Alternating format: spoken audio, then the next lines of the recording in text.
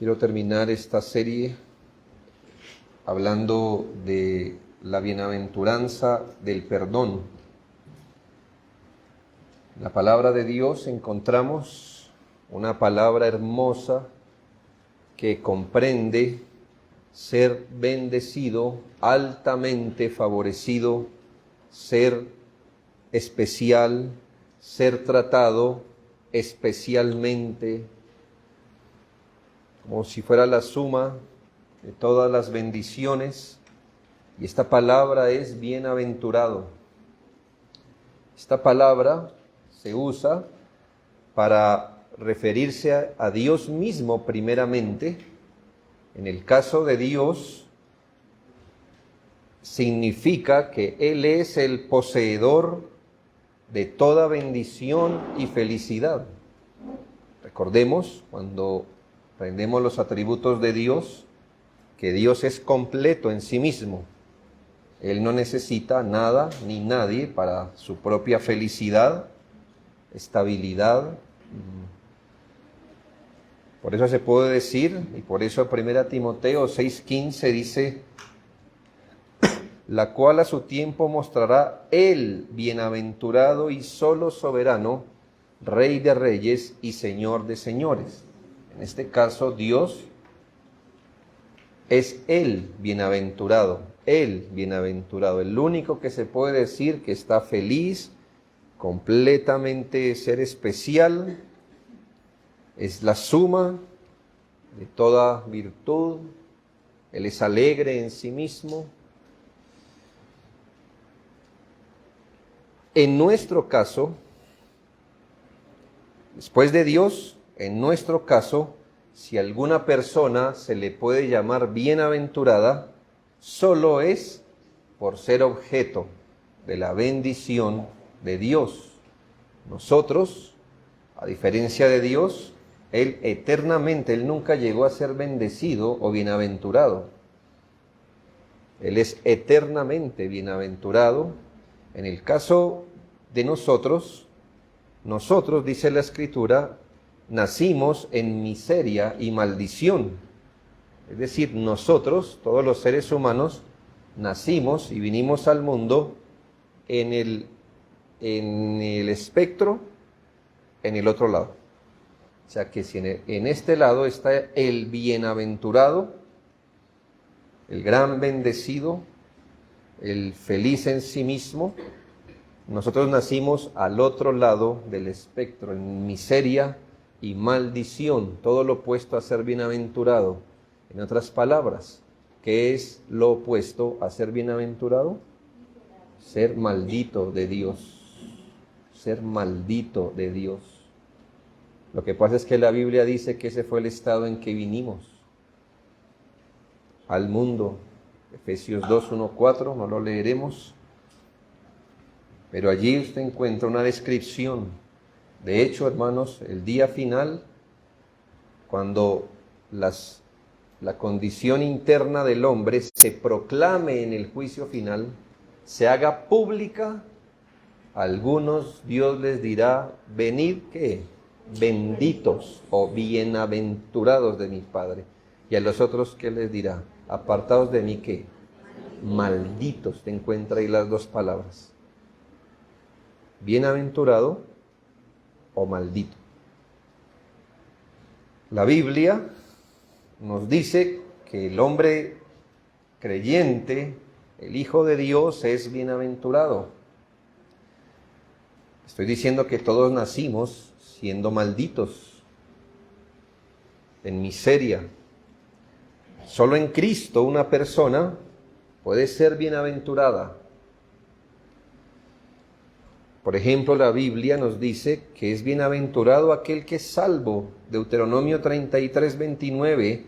Bienaventurado tú, oh Israel, ¿quién como tú, pueblo salvo por Jehová? Escudo de tu socorro y espada de tu triunfo. ¿Quién es bienaventurado, hermano? El salvo. Es bienaventurado aquel que pertenece al pueblo de Dios, según Salmo 33, 12. Bienaventurada la nación cuyo Dios es Jehová, el pueblo que Él ha escogido como heredad para sí. en esa relación paternal que Dios tiene con sus hijos. Dice Job 5:17, he aquí bienaventurado es el hombre a quien Dios castiga, porque es la relación paternal que él tiene.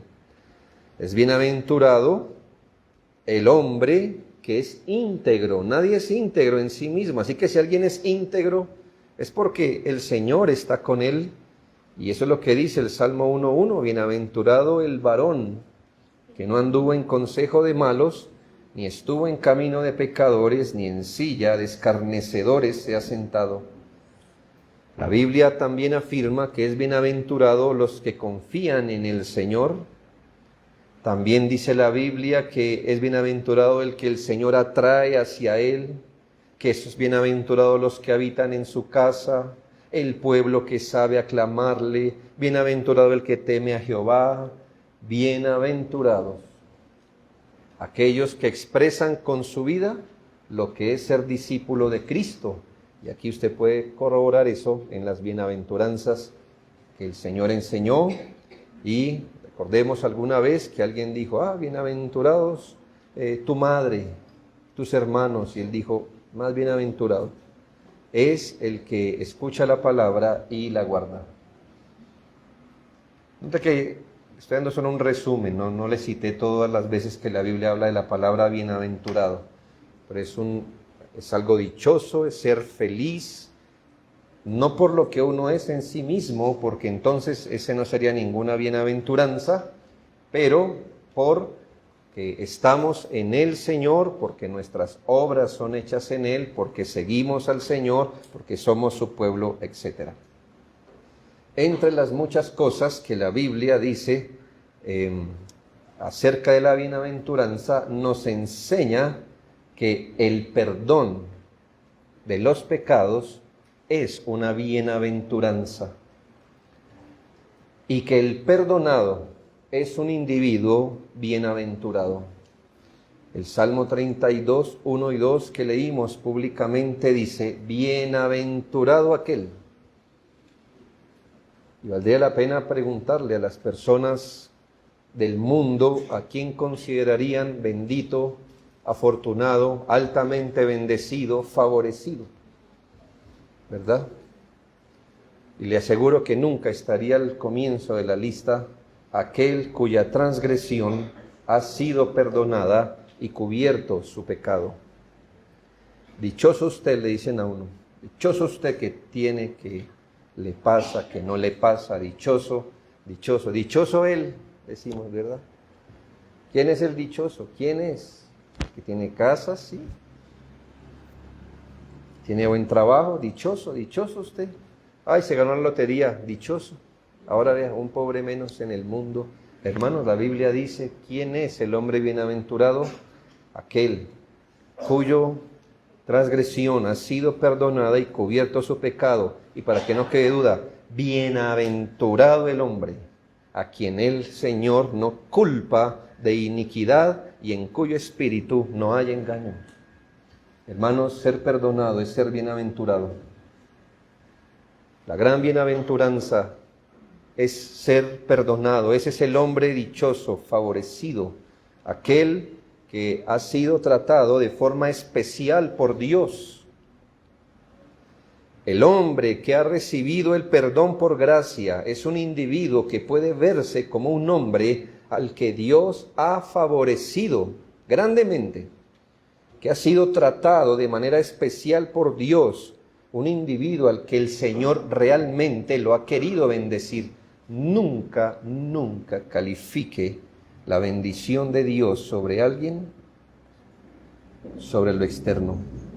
Jamás lo haga, jamás. Jamás.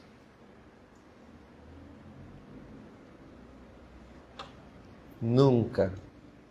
Ni para usted ni para nadie. Porque a veces decimos, pero ¿qué será? Que es que no prospero en esta vida. Que bueno, usted tiene que poner atención si es que es un mal administrador y cosas así.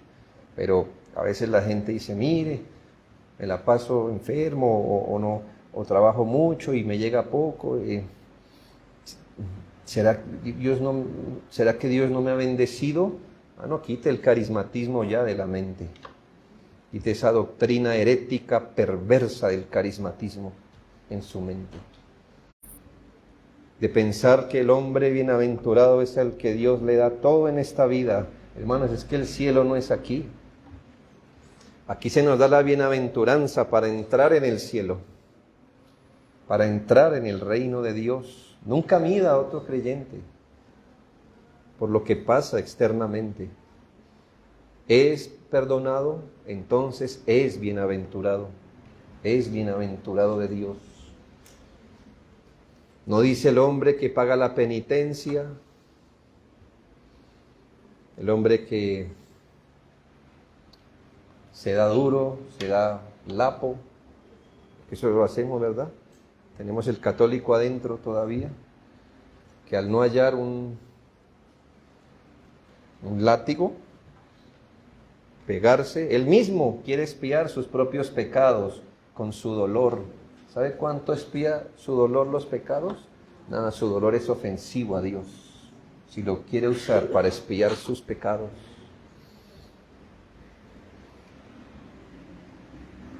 El único dolor que Dios acepta para perdón de pecados fue el que su Hijo amado tuvo en la cruz. El hombre que puede mirar hacia atrás a su pecado original, a sus pecados pasados, a sus pecados presentes y ver que no se le atribuirá culpabilidad penal, ni se le traerá castigo judicial, ni a condenación eterna por sus pecados, ese hombre es un hombre altamente bendecido, favorecido por Dios mismo. No importa su condición pasada de tristeza o confusión, ahora es un individuo bienaventurado y lo será para siempre, porque el perdón de pecados, como hemos visto, es un don irreversible, irrevocable. De todas las cosas de este mundo, ciertamente, dice un autor, el perdón misericordioso figura entre las bendiciones más apreciadas, puesto que constituye el único camino a la felicidad. Escuchar del propio Espíritu de Dios las palabras "te absuelvo" produce gozo inefable. Considere esto. El Salmo 1 nos dice que es bienaventurado el hombre que no peca, que es íntegro, que no se ha sentado en camino, en silla de escarnecedores, que no ha andado en camino de pecadores. Y hermanos, ¿y es bienaventurado el hombre que no peca? Por supuesto, hermano, ¿qué más bienaventurado es no pecar? Pero el Salmo 32 nos dice que es bienaventurado no el que no peca, sino el que habiendo pecado y habiéndose arrepentido, el Señor lo perdona.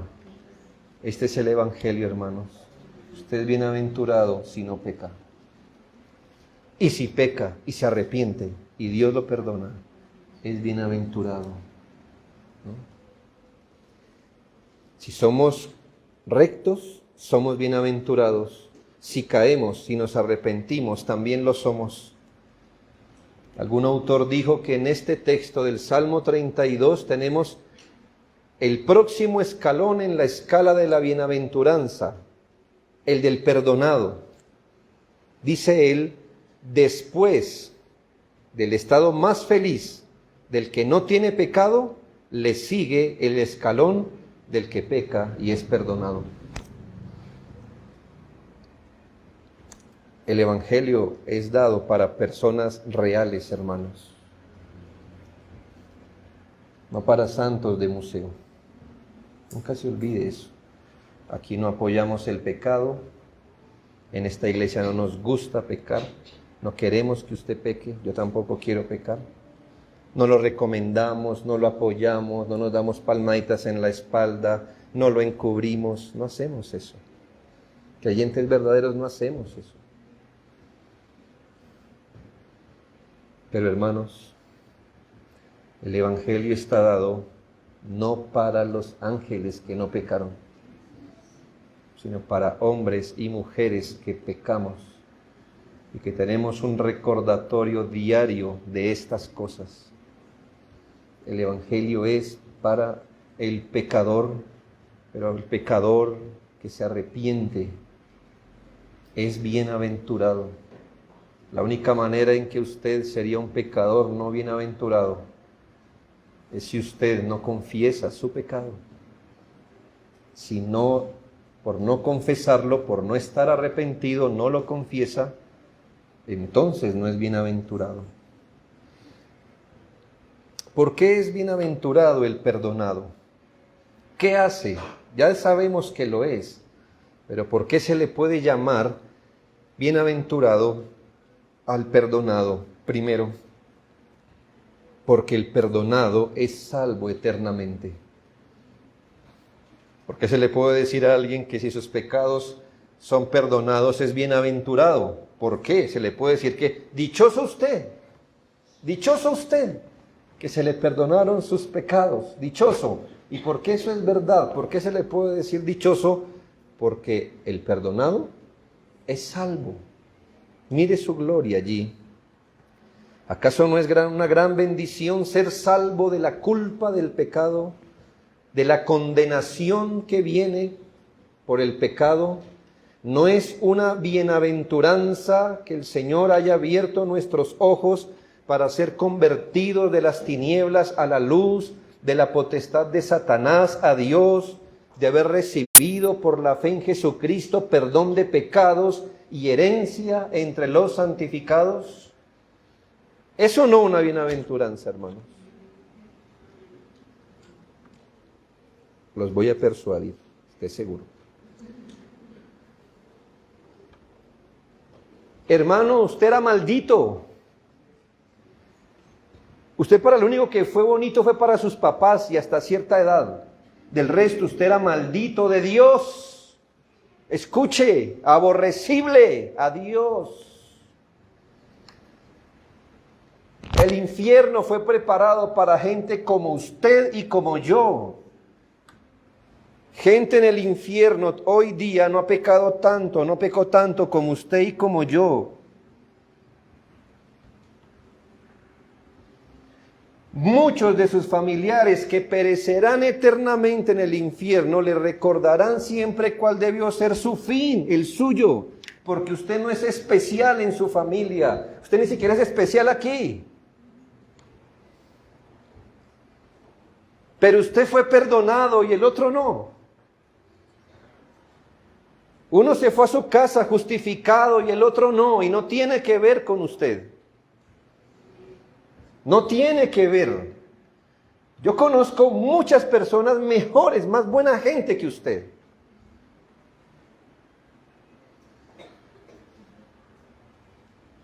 No es con usted, no es por usted, ni por mí. No somos inteligentes en las cosas del Espíritu. Somos rebeldes. Si aquí en esta pared se proyectaran los pecados al menos suyos de su última semana, usted saldría corriendo y nunca más nos daría la cara, ¿sí o no? Los de una semana, bueno, está bien, de un día. Y aquí, si todos lo viéramos, usted nunca nos daría más la cara aquí en esta iglesia.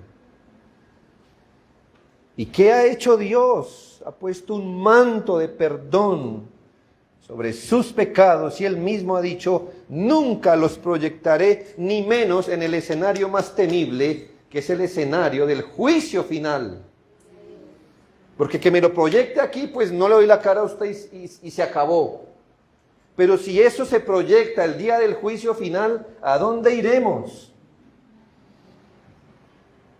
Por eso es una bienaventuranza haber tenido ojos para ver a Cristo, ser convertidos de tinieblas a luz, de haber sido sacados del dominio de Satanás a Dios, de haber recibido por fe en Jesucristo perdón de pecados y herencia entre los santificados. Romanos 5:1 dice que hemos sido restaurados a la comunión con Dios, justificados pues por la fe tenemos paz. Pero ahora léalo al revés, o sea, ¿qué teníamos?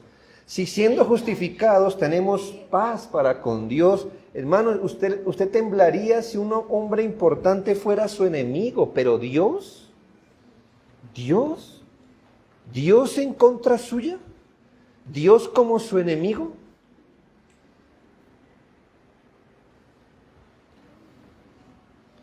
Justificados pues por la fe, un hombre perdonado tiene acceso a Dios, una gracia permanente, gracia irreversible y perpetua. La culpa del pecado ya no nos asusta, no nos hace escondernos de la vista de Dios como lo hizo Adán. Ya Dios puede mirarnos a nosotros y usted estar tranquilo de que no será aniquilado en este momento si el Señor mirara. No porque no tengamos pecado, porque le recuerdo, en una de las instrucciones que dimos hace mucho tiempo, el perdón no quita el pecado. El perdón no blanquea el pecado. El perdón no tiene en cuenta el pecado. ¿Ya?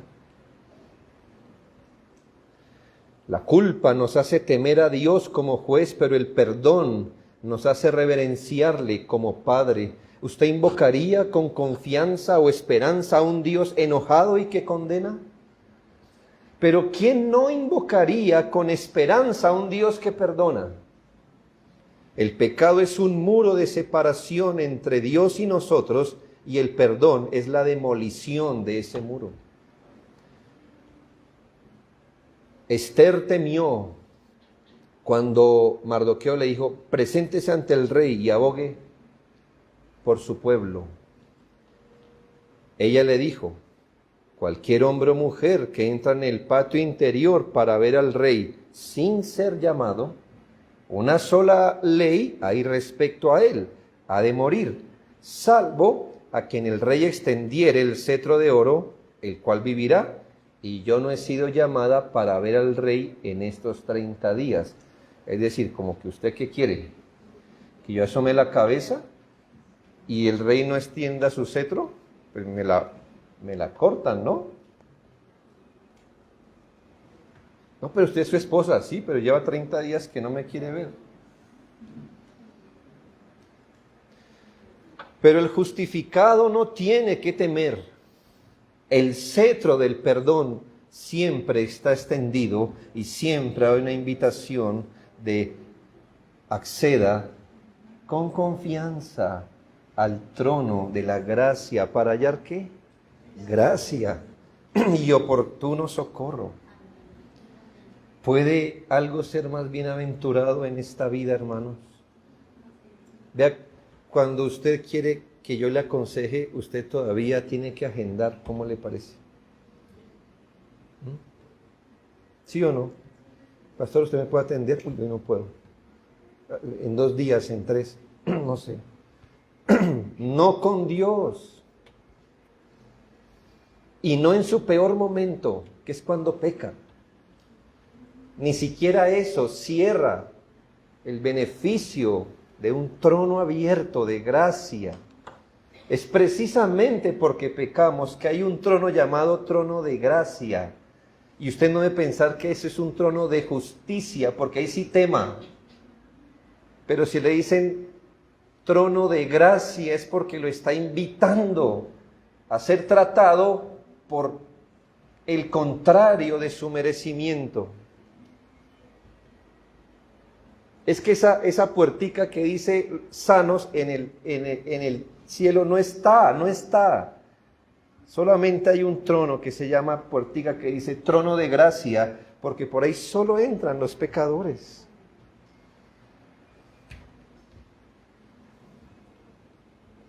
¿Qué puede ser más deseable que tener no solo el favor de Dios, sino un libre acceso en cualquier momento al Señor y finalmente tener su favor eternamente? Me voy a dar prisa, hermanos, porque tengo mucho temario. Segundo, porque es bienaventurado, porque el perdonado es restaurado a la comunión con Dios. Ahora entiéndame esto un poco distinto del primer punto. Voy a hablar no de los que están no reconciliados con Dios, sino aquellos que tenemos comunión con Dios por Jesucristo. La bienaventuranza es un perdón porque cuando perdemos la comunión con Dios, somos restaurados a ella a través del perdón. Y esto es, hermanos, que ahora no como incrédulos, sino que como hijos, como justificados, el perdón es la bendición familiar de Dios y la misericordia singular de sus amados hijos. En este trato en comunión en la familia de Dios, sabiendo Dios de nuestra condición, Él sabe que nosotros necesitamos tanto el pan como el perdón. Por eso nos enseñó a pedir lo uno como lo otro. ¿Para qué? Para podernos dar lo uno y lo otro cada cuánto. Cada día. Él sabe con quién trata. Usted no sorprende a Dios. Dice, ¿qué pecó? ¿Usted? Es como si le dijera, ¿hambre? ¿Usted? Somos polvo, hermanos. Cada día el Señor sabe que necesitamos tanto pan como perdón. Por eso nos enseñó a pedir pan y perdón a diario.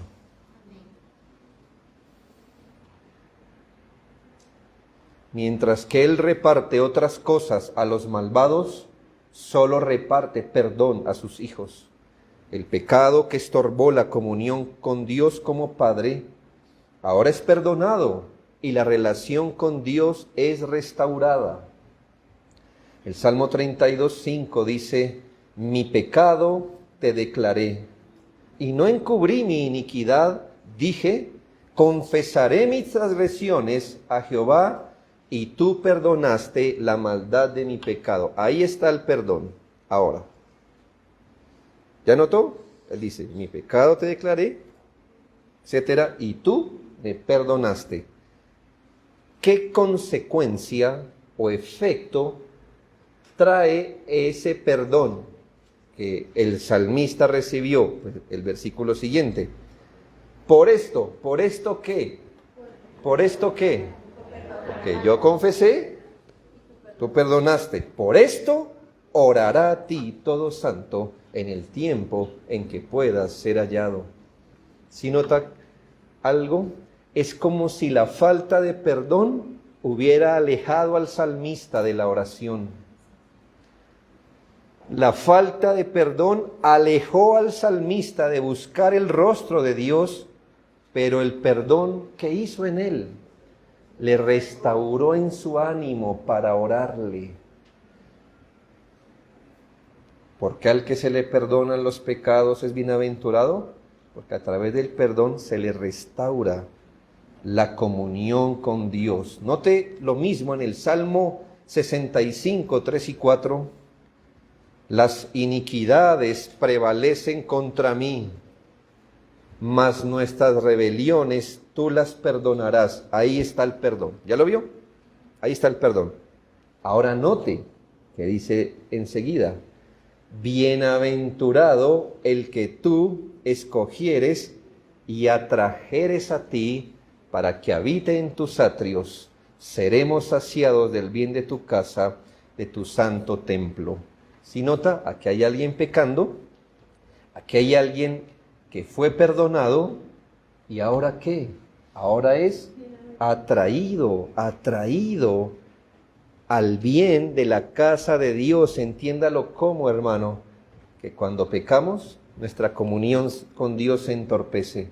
Y cuando hay perdón, ¿qué hace el perdón? Restaura nuestra comunión con Dios. La restaura. Mire esas bellas palabras. Es habitar en sus atrios, es ser saciados del bien del cielo, de su santo templo. Por eso es bienaventurado el hombre a quien Dios perdona. Tercero, porque es bienaventurado, dichoso, bendito el hombre perdonado, porque el perdón retira el furor de Dios. Hermanos, el pecado provoca el furor y la ira de Dios. Voy a colocarle, hermano, un ejemplo, espero no arruinar su almuerzo. No se me viene otro más vívido, pero es que quiero en efecto ser sugestivo.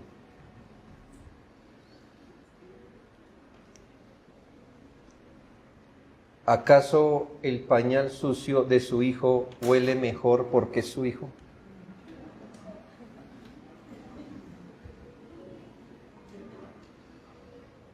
Pues destape cualquier pañal y todos los pañales sucios huelen por... Ay, porque es su hijo, ¿sabe? ¿Huele a caramelo? ¿Sí? ¿A rosa? ¿A lavanda fresca? ¿Alguno? No, ¿sabe? Es tan hediondo como cualquier otro pañal. ¿Qué le quiero decir, hermano? ¿Usted piensa que nuestros pecados como hijos de Dios son menos aborrecibles a Dios? Son igual. Es que el pecado es el mismo y el olfato de Dios es el mismo. ¿Qué lo lleva a usted entonces a seguir tratando con ese individuo que ensució el pañal? ¿Qué lo hace a usted, escuche, seguir tratando con el individuo que ensució el pañal, que es su hijo? ¿Entiende? No porque usted diga, es que me gusta su pañal, porque ya me ha dejado doler feo. No, la única razón por la que usted volvería a cambiar ese pañal es porque es su hijo. Ahora, hermanos, nuestros pecados, Colosenses nos lo recuerda, para atajar el pecado de la iglesia, le dice, recuerde que por esas cosas que ustedes están haciendo, la ira de Dios cae sobre los hijos de desobediencia. Por las mismas cositas que ustedes hacen, la ira de Dios cae sobre ellos. No abuse de la gracia, porque si Dios le sigue cambiando el pañal es porque usted es su hijo, no porque su pecado huela mejor. Ahora, en términos bíblicos, ¿está impresionada, hermana? ¿No, verdad? La hermana Aurora sabe lo que estoy hablando. Ella tiene que a veces hacer esas cosas. Ella me puede decir que ningún pañal huele bien.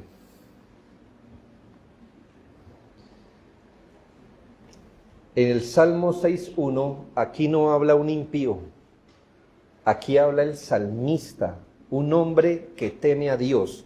Y mire los términos: Jehová, no me reprendas en tu enojo, ni me castigues con tu ira. Mire, hermano, el salmista, siendo un hijo de Dios, él sabe que aunque la ira condenatoria ya no está, la ira judicial ya no está, no significa que no haya ira de Dios cuando trata con nuestro pecado. Sí, hermanos, yo sé que no es igual estar bajo la ira judicial de Dios, porque esa lo condena a uno, pero todavía, hermano, podemos estar bajo la ira paternal de Dios por nuestro pecado, bajo el furor, ¿sabe? Dios nos puede castigar con furor por nuestro pecado. Sí, no nos va a enviar al infierno, pero usted va a llorar. Usted va a sentir el furor de Dios ardiendo sobre su espalda, tanto, como dijo el salmista, como que usted siente que sus huesos se consumen. Cuando Dios perdona, muchas veces no retira el castigo, pero retira su furor. Cuando Dios perdona, muchas veces no retira su castigo, pero siempre retira su furor. Por eso el salmista lo pidió: Jehová, no me reprendas en tu furor. Él no está diciendo no me reprendas, sino que no lo hagas así, en tu furor. Mire, David no dejó de ser hijo cuando mandó censar al pueblo. No dejó de ser hijo de Dios. Y el Señor le dijo: escoja alguno de estos 3 castigos. ¿Y sabe cómo razonó él? Pues mejor me es caer en manos de Dios que en manos de hombre. El Señor le dice, ¿de verdad? David, usted hubiera preferido 3 años de plaga, no caer en manos. Dios tiene la mano pesada. Él nunca dejó de ser hijo en todo ese proceso. David, no estoy seguro si fue un día o medio día, pero estaba estupefacto. ¿Sabe qué dice la Biblia? Se le abrieron sus ojos y pudo ver al ángel de Jehová, entiéndase a Jesucristo, con una espada, matando gente, hermanos.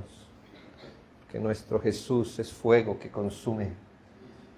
Y no fue porque David oró, sino que David vio que el ángel de Jehová guardó su espada. Dijo, pobre hombre, no sabe con quién se mete. Deme los 3 días que le dije, a ver si no acabo con él, su casa, Israel, Europa, Asia, Latinoamérica y con todo. Con todo.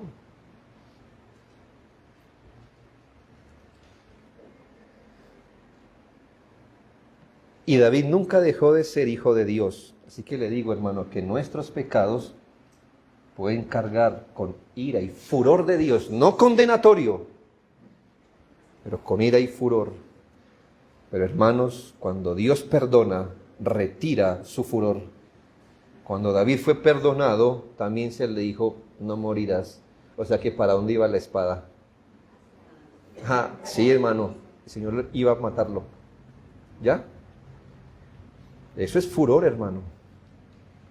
Porque no solo mató a su hijo en su castigo, lo iba a matar a él. ¿Ve? Eso es furor. Notemos la progresión del argumento en el Salmo 32:4. Porque de día y de noche se agravó sobre mí tu mano. Usted está ¿cómo está viendo aquí al salmista? En una espiral hacia abajo, decreciente, o sea, cayendo más bajo. Él ha pecado, pero no ha confesado su pecado. Por cualquier motivo, no ha querido dar la cara al Señor, y dice que el Señor, ¿qué hizo? Agravó sobre él su mano, es decir, le puso su mano más fuerte. Dice que se volvió su verdor, entiéndalo metafóricamente, todo aquello que era verde, floreciente, bonito en su vida, se volvió en sequedades de verano. Ahí está el salmista, postrado en el escalón más bajo, pues al pecado no declarado, ¿qué se le sumó? Que Dios puso su mano sobre él. Hermano, que Dios agrave la mano sobre uno. Entonces, desde el escalón más bajo empieza su recuperación. Versículo 5. Mi pecado te declaré, y no encubrí mi iniquidad. Dije, confesaré mis transgresiones a Jehová, y tú perdonaste la maldad de mi pecado. Y ahí está el perdón. ¿Sí ve cómo del escalón más bajo a donde quedó? Como perdonado. Y ahora él hace una observación en el versículo 6. Le dije, mire la progresión. Por tanto, orará a ti todo santo en el tiempo en que pueda ser hallado. Ya hay consuelo, ¿no cree? Ahora mire el cambio, mire el escalón siguiente, cómo el salmista queda en la condición diametralmente opuesta.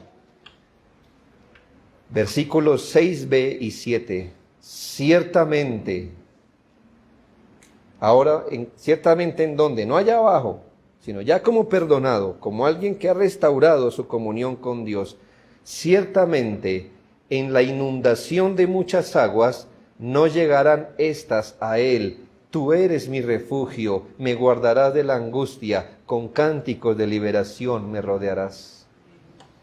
Eso significa que si usted se da cuenta de dónde estaba el salmista, ahora dónde está, hermanos. Él estaba bajo el furor de Dios, y ahora dónde está. Oh, hermanos, mire ese lenguaje. ¿No estaba en sequedad desde verano? Sí, pero dice, ahora estoy en un lugar tan alto que las muchas aguas no me llegarán. Tú eres mi refugio, me guardarás de la angustia, con cánticos de liberación me rodearás. Esto es que el Señor quitó su furor, quitó su pesada mano y ahora lo pone en un lugar seguro, y además el salmista hace esta declaración, con cánticos de liberación me rodearás. Muchas madres, eso era una costumbre antigua, hoy les dan un celular, por eso es que se la pasan tan perturbados algunos niños, están perturbados desde muy pequeños. Pero por allá metido en las profundidades del recuerdo está esto. El niño chiquito se quiere dormir. Por allá lo tengo metido en el alma. ¿Sabe qué hacía ese canto para un niño inquieto? El canto de su mamá. Mire.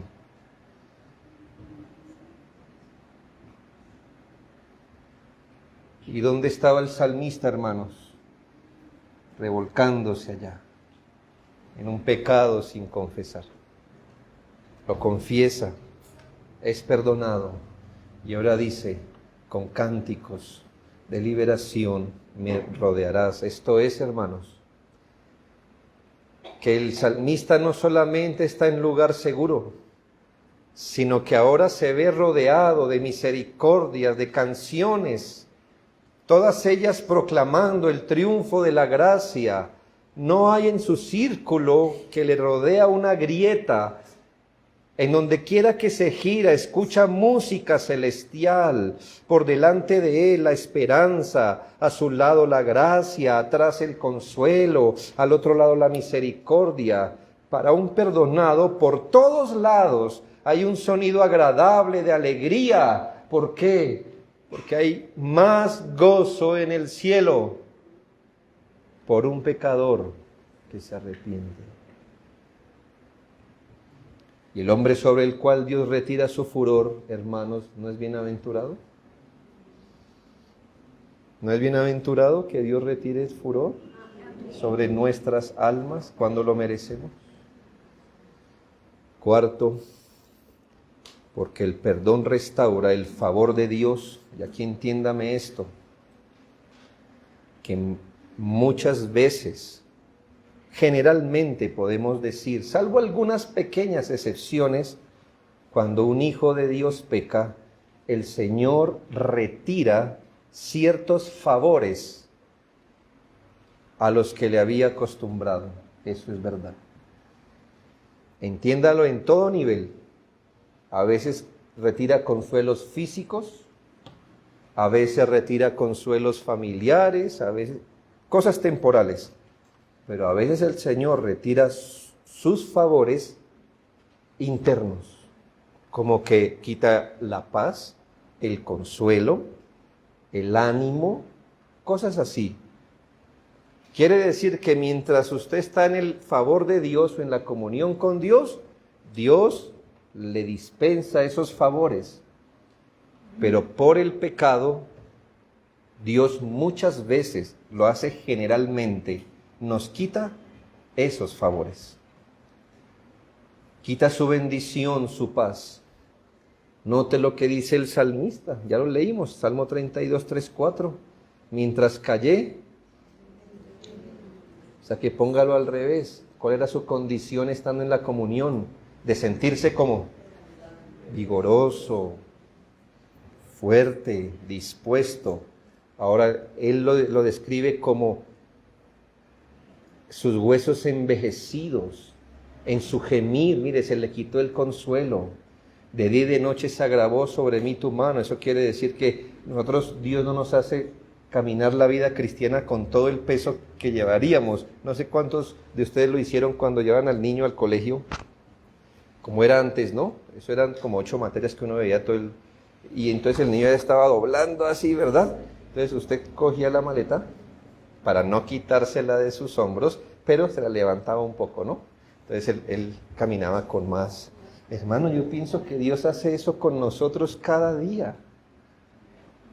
No nos quita la carga, oh hermano, pero la levanta, hermano, porque si no, ¿quién andaría? Y él dice, no, se agravó tu mano sobre mí, etcétera.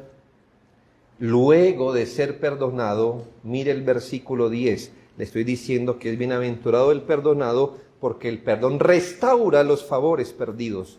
¿Qué dice el versículo 10 después de ser perdonado? Muchos dolores habrá para el impío, mas el que espera en Jehová. Eso es, entiéndalo en su contexto, la misericordia o la esperanza en el perdón de Dios, mas el que espera en Jehová le rodea la misericordia. ¿Ve? Se le restaura el favor. Aún rodeado de bienes sin perdón, el favor de Dios no está, ni nuestra felicidad. Pero podemos estar enfermos de muerte con Lázaro y ser amigos de Jesús. Podemos ser vendidos a la esclavitud con José y sin embargo ser amados de Dios. Podemos ser echados en el foso de los leones con Daniel y ser muy amados de nuestro Dios, tan pobres como Lázaro, que solo tenía perros para lamer sus llagas y sin embargo todavía ser herederos del cielo. Pero nunca podremos ser amados si no somos perdonados.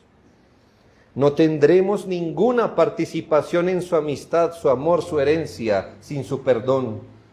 Todos los males que puedan haber no pueden hacernos aborrecibles a Dios en un estado de perdón. Pero todos los bienes que puedan haber no nos hacen ser amados por Dios en un estado de no perdón. El pecado es el único objeto del odio de Dios. Mientras esto permanezca, su santidad no puede dejar de odiarnos. Pero cuando el pecado se quita, su justicia no puede sino amarnos.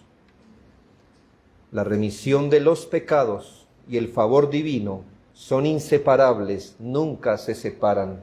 Malaquías 3:17. Y serán para mí especial tesoro, ha dicho Jehová de los ejércitos, en el día en que yo actúe y los perdonaré, como el hombre que perdona a su hijo que le sirve. ¿No es bienaventurado el individuo al que Dios perdona? Quinto, el perdón trae paz. Por eso es una bienaventuranza el perdón. Todos los pecados engendran inquietud, perturban la paz, dañan la conciencia, la tranquilidad, avergüenzan, así nadie sepa que usted está pecando. El pecado era una espina en la conciencia de David. ¿De qué le servía un trono, un cetro? Mientras pecó, esos grandes beneficios como el trono y el cetro no eran más que cosas miserables en las que apoyar sus huesos debilitados. Hasta que fue sincero, hasta que confesó todo lo que debía, halló paz.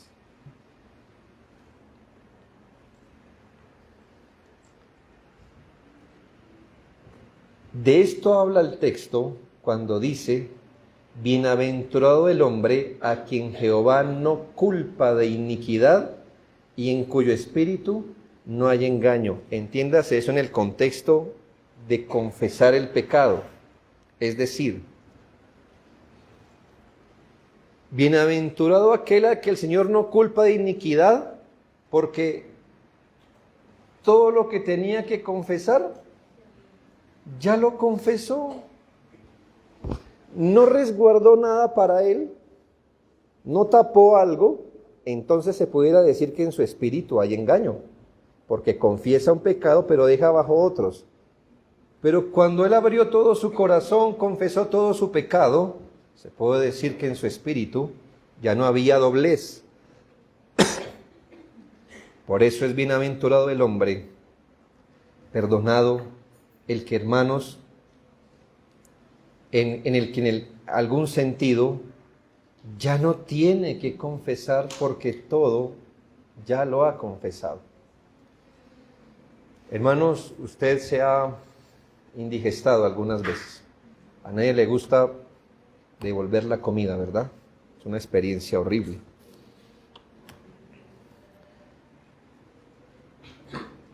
Pero a veces, si usted no devuelve todo lo que se comió, va a quedar enfermo, ¿no? Usted lo evita, usted evita devolver, usted evita. ¿Y se recupera? No. A veces, ¿sabe cuál es el mejor tratamiento? Vea, devuelva todo. Devuélvalo hasta que lo que no se ha comido. Ya cuando no le queda más que devolver, ya usted dice, ya que me puedo hacer daño, ya todo lo boté, ya no hay más. ¿Me hago entender? El pecado es más asqueroso de lo que le estoy diciendo. ¿Y qué es la confesión si no es el vómito del alma? ¿Ya? No sé, perdóneme, vos es una palabra coloquial. No me citen y que ningún predicador me la repita aquí. Pero no se quede con un pecado embuchado. ¿Ya? ¿Sí? ¿Embuchado? Ese será como algo agrio a su estómago. Pero ya cuando usted, hermano, no tiene más que confesar a Dios, sensatamente hablando, no se ponga a buscar debajo de cada piedra, pero dice, Señor, mi pecado te declaré. Ya después de haber confesado todo lo que tenía que confesar, se puede decir que es sincera, que no es doble de espíritu y es bienaventurado, porque ahí Dios perdona. ¿Ha confesado algo? Aunque afronte la consecuencia, la confesión trae paz, siempre.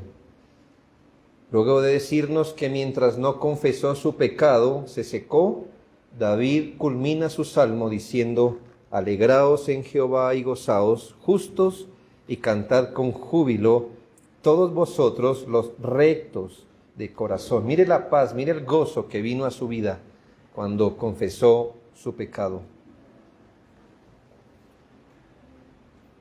En Lucas 7, 48 y 50 se nos muestra esta verdad en una declaración que el Señor hizo. Dice el Señor, le dijo a esta mujer, y a ella le dijo, tus pecados te son perdonados.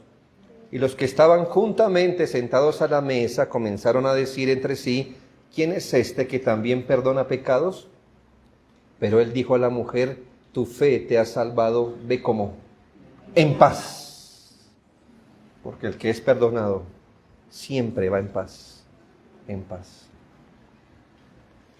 Sexto, porque es bienaventurado el que es perdonado, porque el perdón endulza todas las misericordias. Hermanos, las misericordias de Dios son dulces y el perdón las endulza más. Hermanos, las bendiciones de Dios son como un anillo de oro y el perdón es el diamante en el anillo de oro. Es decir, ya está bien ser bendecido, pero ser bendecido y perdonado, eso endulza todas las cosas. Un perdonado puede decir, tengo buena salud y también tengo perdón. ¿Qué le parece? Triste, ¿verdad? Qué feo ser cristiano. Tengo salud y tengo perdón. Tengo buena fama y tengo perdón. Tengo riquezas y también tengo perdón. Tengo familia y la paz de Dios no disminuye sobre mi alma.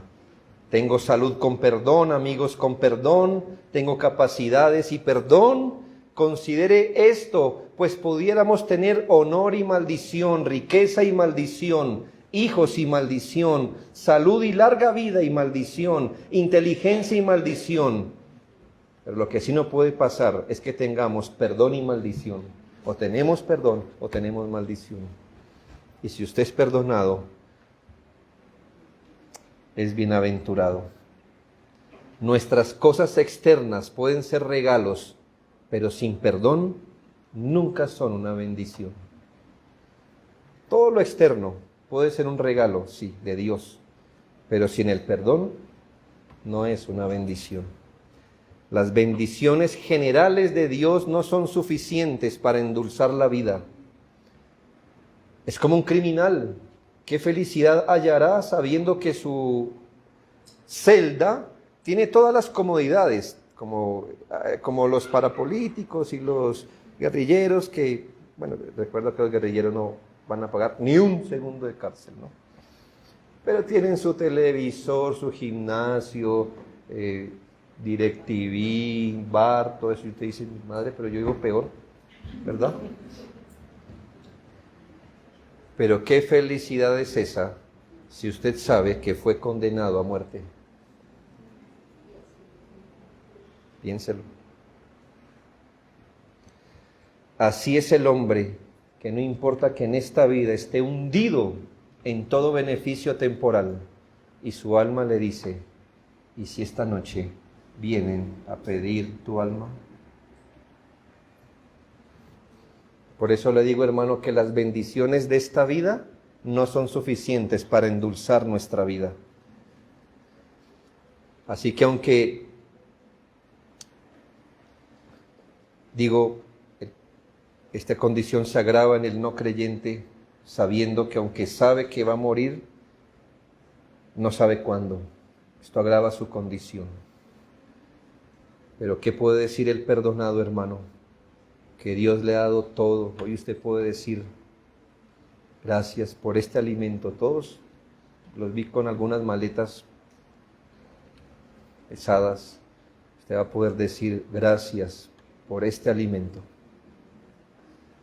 Y después de esto, y por el perdón, ¿eh? ¿Qué maravilla es esta? Familia, perdón. Trabajo y perdón. Eso endulza. Y por último, hermano, déjeme decirle, ¿por qué es bienaventurado? Porque el perdón endulza todas las aflicciones.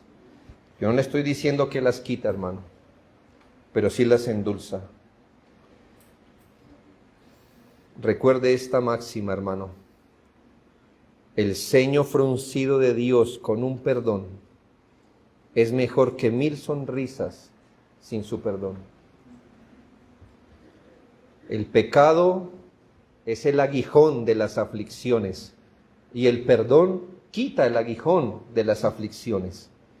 El pecado amarga, añade peso a la aflicción, pero la eliminación del pecado por el perdón aligera la carga y endulza la aflicción. ¿Qué le parece la experiencia de Esteban? Escuchando zumbar las piedras al lado de sus oídos y unas cuantas darle en su cabeza, en sus extremidades. Dura cosa, ¿no cree? Una aflicción muy dura. ¿Qué endulzó su momento de martirio? Allí está Jesús, sentado a la diestra de Dios. Y así murió, hermanos. Por lo que entendemos que una visión del cielo mitigará las cruces que tengamos que llevar en la tierra. ¿Qué consuelo puede tener un hombre en sus casas, tierras, salud, cuando considera que debe más de lo que vale todo su patrimonio? Y así es el hombre que se condena. Qué tristeza saber que no importa cuánto tenga, al final lo perderá todo, inclusive su alma. Pero considere esto. Un cuadro, le voy a pintar 2 cuadros. Un hombre en un palacio con lo mejor que la vida puede dar y 2 hombres en una mazmorra con lo peor que puede vivir un ser humano. Tenemos a este rey llamado Félix en un palacio con todo lo mejor que puede dar la vida, espantado cuando Pablo le hizo pensar acerca de la justicia, del dominio propio y del juicio venidero. ¿Dónde quedó su palacio? Prefería taparse los oídos y no escucharlo. Pero tenemos a Pablo y Silas metidos en el calabozo de más adentro, asegurados los pies en el cepo, pero a medianoche, orando, Pablo y Silas cantaban himnos a Dios y los presos los oían. Un castillo no endulzó la conciencia herida de Félix, pero el perdón endulzó las mazmorras de Pablo y Silas. No olvide que es mejor un ceño fruncido con perdón que 1000 sonrisas sin él. Y por estos motivos, hermanos, y muchos más que dejaremos para después, es bienaventurado aquel cuya transgresión ha sido perdonada y cubierto su pecado. Por estas razones es bienaventurado el hombre a quien Jehová no culpa de iniquidad y en cuyo espíritu no hay engaño. Y hermanos, sabe aún más dulce la bienaventuranza del perdón al recordar que fue lograda en la cruz por aquel que en la cruz no se hizo bienaventurado, en la cruz se hizo maldición,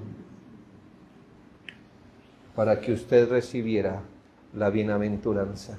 En la cruz fue colgado como maldito el único bienaventurado, para luego mirarnos y darnos su bienaventuranza y quitar la maldición de nuestras cabezas.